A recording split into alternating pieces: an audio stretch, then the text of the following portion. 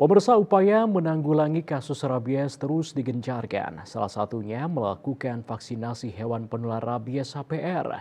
Tahun ini sasaran vaksinasi rabies yakni 90% dari jumlah populasi yang ada.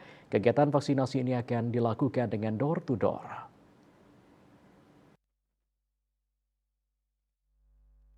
Kepala Bidang Peternakan dan Kesehatan Hewan Dinas Pertanian Kota Denpasar, Dr. Hewan Nimadi Suparmi mengatakan, pelaksanaan vaksin ini telah dimulai Senin 23 Januari 2024 lalu. Pelaksanaan vaksinasi ini diutamakan menyasar daerah perbatasan untuk antisipasi lalu lintas HPR antar kabupaten kota.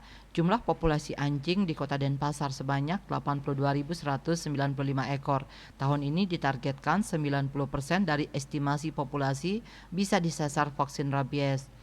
Hingga Februari 2024 pihaknya memiliki sebanyak 13.200 dosis vaksin.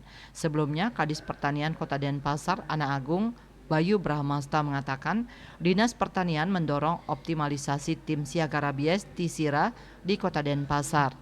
Hal ini dilaksanakan guna meminimalisir penyebaran dan timbulnya korban gigitan anjing rabies. Tim siaga rabies nantinya bertugas untuk memberikan edukasi dan sosialisasi kepada masyarakat. Hal ini utamanya tentang langkah awal pencegahan penularan rabies. Asmara Putra, Bali Pos melaporkan.